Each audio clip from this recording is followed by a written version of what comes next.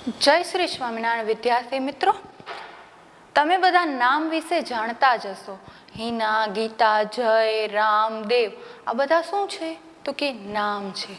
હવે આપણે એક વાક્ય જોઈએ. રામ છોકરો છે. બરાબર, રામ છોકરો છે. હવે એમાં રામ શું છે તો કે નામ છે. બરાબર. હવે તે હોશિયાર છોકરો છે.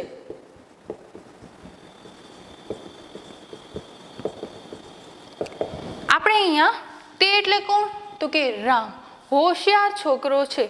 હવે અહીંયા આપણે રામની જગ્યાએ શું વાપર્યું તો કે તે. નામની જગ્યાએ જે વપરાય એને શું કહેવાય? સર્વનામ. અને અહીંયા કને તે એ શું છે તો કે સર્વનામ.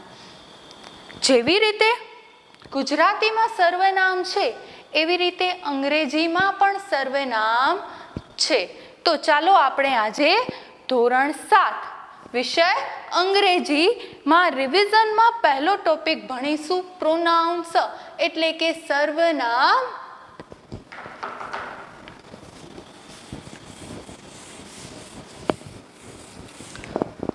હવે એમાં એક વચનમાં સૌથી પહેલા છે આઈ. આઈ એટલે કે હું પોતે. પોતાની વાત કરવામાં આવી હોય ત્યારે આઈનો ઉપયોગ થાય છે. બીજું છે યુ એટલે કે તમે. તમે એક ત્યારે યુ. બરાબર. એના પછી છે હી એટલે કે તે. કોઈ છોકરા માટે હી વપરાય છે. જ્યારે કોઈ છોકરાની વાત કરવામાં આવી હોય અને બીજા વાક્યમાં જ્યારે આપણે સર્વનામનો ઉપયોગ કરવો હોય ત્યારે આપણે શું મૂકીએ છીએ તો કે હી. પછી છે શી. શી એટલે કે તેણી. આ છોકરી માટે વપરાય છે. જ્યારે કોઈ છોકરીની વાત કરવી હોય ત્યારે શી વપરાય છે. પછી છે ઇટ. કોઈ પ્રાણી, પશુ, પક્ષીની વાત કરવી હોય ત્યારે ઇટ એટલે આ ઇટ એ નાન્યેતર જાતિ માટે વપરાય છે.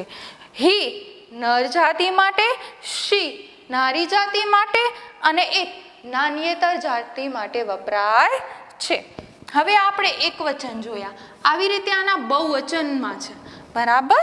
સર્વનામ એમાં પેલું છે વી એટલે કે અમે. પછી છે યુ એટલે કે તમે. જ્યારે યુ બહુવચનમાં હોય ત્યારે. અને ધે એટલે કે તેઓ. હવે આઈ એટલે કે હું. બરાબર. આપણે સર્વનામ છે. સર્વનામની સાથે સાથે ટુ બી ના રૂપ, વર્તમાન કાળના ટુ બી ના રૂપનો ઉપયોગ થાય છે. આઈ સાથે ટુ બી નો રૂપ આવે છે એમ. યુ સાથે આર.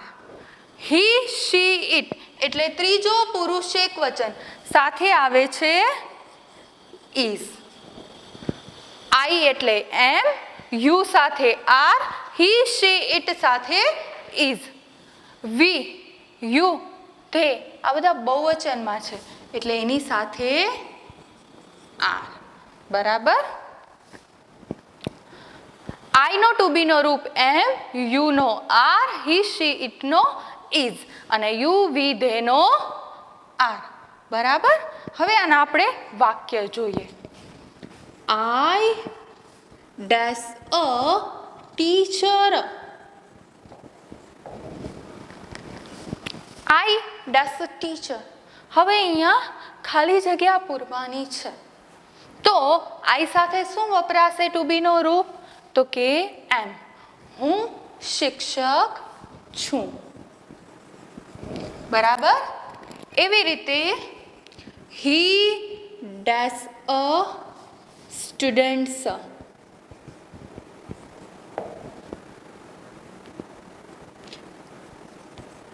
હી ડેશ સ્ટુડન્ટ. બરાબર. તો હી સાથે is. He is a student. They dash girls. આવ્યું અહીંયા બહુવચન એટલે ધે ડેશ ગર્લ્સ. તો ધે સાથે શું વપરાશે? આર. They are girls. બરાબર. હવે આ તો થયા સાદા વાક્યો. આને આપણે પ્રશ્નાર્થ વાક્યમાં ફેરવતા શીખશું અને પ્રશ્નાર્થ વાક્યના યસ અને નો માં આન્સર આપતા શીખશું.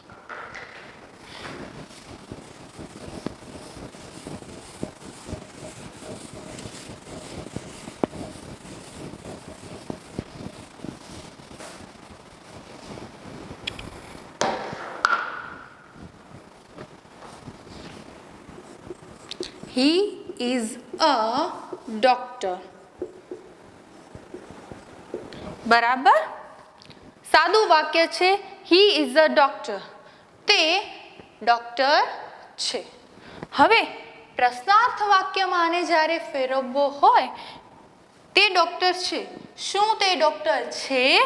તો સૌથી પહેલા ટુ બી નો રૂપ મૂકવામાં આવે છે અને સર્વનામને પાછળ લઈ જવામાં આવે છે. Is he a doctor? પાછળ પ્રશ્નાર્થ ચિહ્ન. શું તે ડોક્ટર છે? તો હવે પહેલા આપણે હકારમાં જવાબ લખવો હોય તો યસ, હા, તે ડોક્ટર છે. યસ હી ઇઝ અથવા તો હી ઇઝ અ ડોક્ટર. તમે યસ હી ઇઝ પણ લખી શકો અને યસ હી ઇઝ ડોક્ટર પણ લખી શકો. ટૂંકાણમાં લખવું હોય તો યસ હી ઇઝ અને પૂરા વાક્યમાં લખવું હોય તો યસ હી ઇઝ ડોક્ટર. આ હકાર. હવે એનો નામાં જવાબ લખવો હોય એટલે નકારમાં જવાબ લખવો હોય તો no he is not a doctor.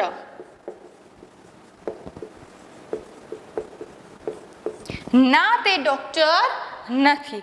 બરાબર. No he is not a doctor. અથવા તો તમે આની જગ્યાએ નો હી ઇઝન્ટ, આનું ટૂંકું રૂપ છે, ઇઝ નોટ નું ટૂંકું રૂપ છે ઇઝન્ટ, એમ પણ લખી શકો. ના, તે ડોક્ટર નથી. બરાબર. હવે આપણે બીજો વાક્ય જોઈએ તો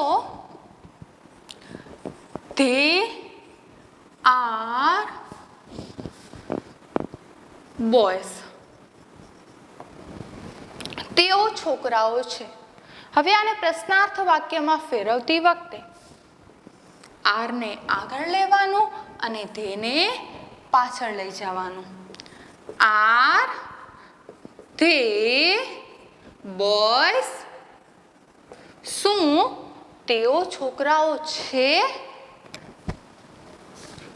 પ્રશ્નાર્થ વાક્ય. બરાબર. હવે એનો આપણે હકારમાં જવાબ લખીએ તો યસ ધે આર બોયઝ. હા, તેઓ છોકરાઓ છે. No they are not boys. ના, તેઓ છોકરાઓ નથી. આ હકાર અને આ નકાર. બરાબર. ટૂંકાણમાં લખવું હોય તો યસ ધે આર અને નો ધે આરન્ટ. અહીંયા આરનું આરન્ટ થાય જો ટૂંકાણમાં તમે લખવા ઈચ્છતા હો તો. બરાબર. આર નોટ નું આરન્ટ એમ પણ લખી શકાય અને આમ પણ લખી શકાય. સમજાઈ ગયું? પ્રોનાઉન સમજાણા ને? તો હવે આપણે એનો બીજો એક ટોપિક લઈએ.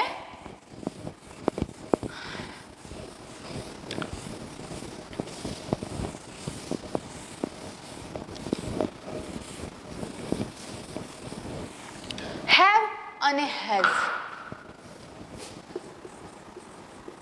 હેવ ને હેઝ.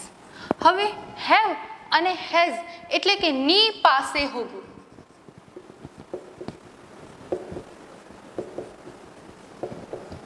માલિકી દર્શાવે છે.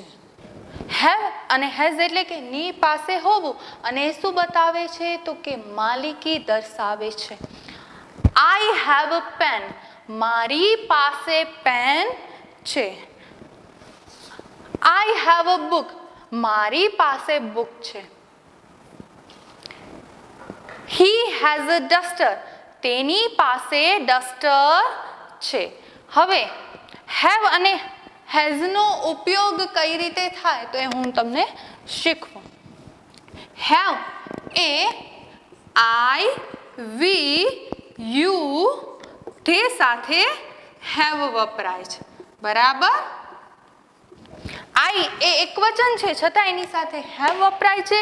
વી યુ દે એ બહુવચન છે એની સાથે પણ હેવ વપરાય છે. અને ત્રીજો પુરુષ એકવચન એટલે કે કોઈ છોકરો, છોકરી, પ્રાણી, પશુ, પક્ષી હોય ત્યારે હેઝ વપરાય છે. એટલે હી, શી, ઇટ. છોકરો, છોકરી, પ્રાણી, પશુ, પક્ષી સાથે શું વપરાય તો કે હેઝ. બરાબર. આપણે એના વાક્યો જોઈએ. He dash a car, he dash a car, એની પાસે કાર છે. તો અહીંયા હેવ મુકાય કે હેઝ? હેઝ મુકાય. શું કામ તો કે હી એ ત્રીજો પુરુષ એકવચન છે. બરાબર. આ તો થયું સાદું વાક્ય. હવે આપણે આને પ્રશ્નાર્થ વાક્યમાં ફેરવતા શીખીએ. તો પ્રશ્નાર્થ વાક્યમાં ફેરવતી વખતે હેવ કે હેઝ આગળ મુકાય, પાછળ સર્વનામ આવે. ચાલો, હેઝ આગળ આવશે અને હી પાછળ જશે. હેઝ હી અ કાર, શું તેની પાસે કાર છે? હવે આપણે એનો હકારમાં જવાબ લખીએ તો yes, he has a car. તમે અકાર ન લખવું હોય તો પણ ચાલે. Yes he has a car, હા તેની પાસે કાર છે.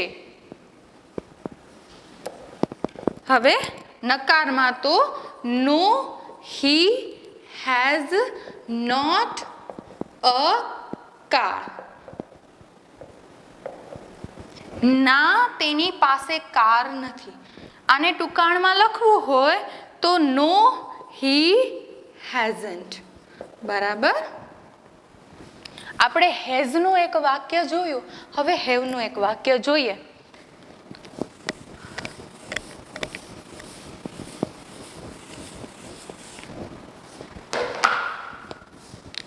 They dash toys. They dash toys. તેઓની પાસે રમકડા છે. તો ધે છે તો અહીંયા શું વપરાશે તો કે હેવ. બરાબર. હવે આ સાદું વાક્ય પ્રશ્નાર્થ વાક્યમાં ફેરવતી વખતે હેવને આગળ લઈ જવાનું અને ધેને પાછળ લઈ જવાનું. હેવ they toys, શું તેમની પાસે રમકડા છે? Yes, they have toys. હા તેમની પાસે રમકડા છે. નો they haven't અથવા તો have not toys. ના તેમની પાસે રમકડા નથી અથવા તો ના તેમની પાસે નથી. બરાબર. સમજાઈ ગયું બધાને? આપણે હેવ હેઝની સમજ લીધી કે આઈ વી યુ ધે સાથે હેવ વપરાય, જ્યારે હી શી ઇટ સાથે હેઝ વપરાય. આ લાઈવ વિડીયો છે. જો તમને કોઈ જાતની ક્વેરી કે ક્વેશ્ચન હોય તો તમે નીચે કમેન્ટ બોક્સમાં લખી શકો છો. હવે નેક્સ્ટ ટોપિક આપણે જોઈએ તો કે there is અને there are.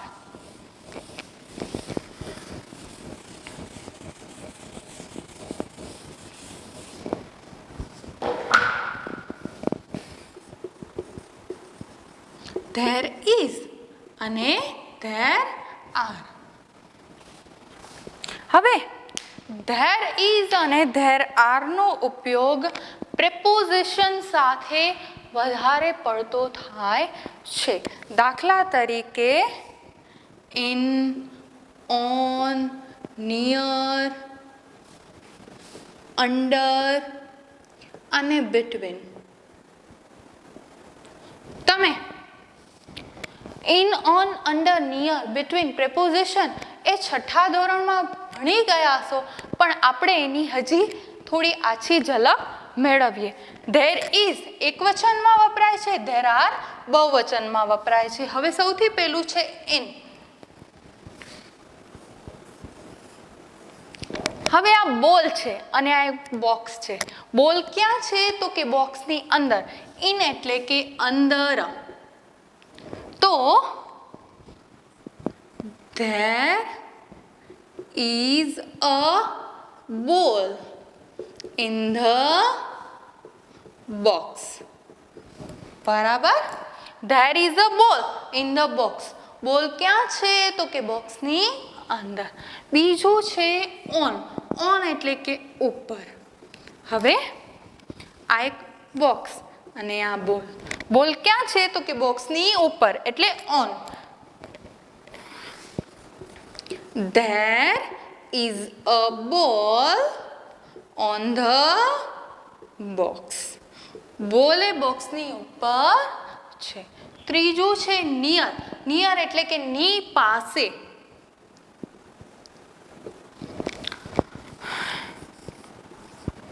બોલ ક્યાં છે?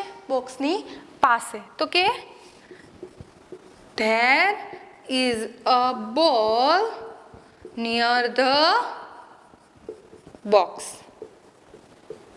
બોલ એ બોક્સની પાસે છે. પછી છે અંડર. અંડર એટલે કે ની નીચે.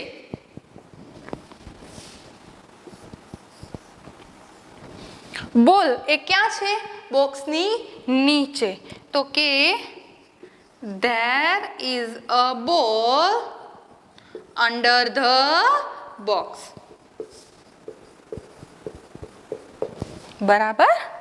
લાસ્ટ વન છે બિટવીન. બિટવીન એટલે કે બેની વચ્ચે.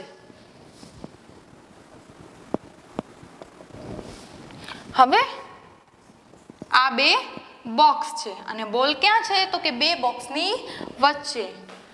There is a ball between the boxes. બરાબર? હવે તમને આના આધારે there is સમજાઈ ગયું હશે કે ત્યાં છે, ત્યાં બોલ છે, પણ ક્યાં? તો કે બે બોક્સની વચ્ચે. બરાબર? હવે there is ને પ્રશ્નાર્થ વાક્યમાં ફેરવતા શીખીએ.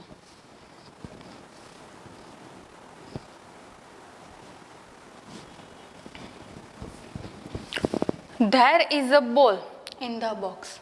હવે આને પ્રશ્નાર્થ વાક્યમાં ફેરવવું હોય તો is ને આગળ લેવામાં આવે છે, જ્યારે there ને પાછળ લઈ જવામાં આવે છે. There is a ball in the box. ત્યાં બોક્સની અંદર બોલ છે. શું ત્યાં બોક્સની અંદર બોલ છે? Is there a ball in the box? આનું પ્રશ્નાર્થ વાક્ય થયું. is ને આપણે આગળ લઈ ગયા, જ્યારે there ને પાછળ લઈ આવ્યા. બરાબર? જવાબ હકારમાં લખવો હોય તો યસ there is. આપણે ટૂંકાણમાં જવાબ લખીએ છીએ તો યસ there is. હા ત્યાં છે. નો there isn't એટલે ના ત્યાં નથી. Yes there is. હા ત્યાં છે. નો there isn't ના ત્યાં નથી. બરાબર? હવે જેવી રીતે આપણે there is જોયું તો there are એ બહુવચનમાં વપરાય છે એ જોઈએ આપણે.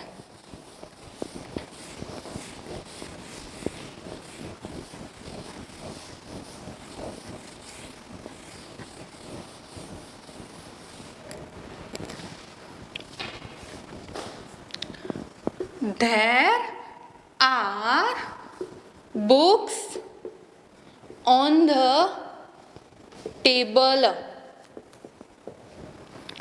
There are books on the table. ત્યાં ટેબલ પર ઘણા બધા પુસ્તકો છે. બરાબર. હવે આને પ્રશ્નાર્થ વાક્યમાં ફેરવવું હોય તો આર આગળ આવે અને ધેર પાછળ જાય. શું ત્યાં ટેબલ ઉપર ઘણા બધા પુસ્તકો છે? Are there books on the table?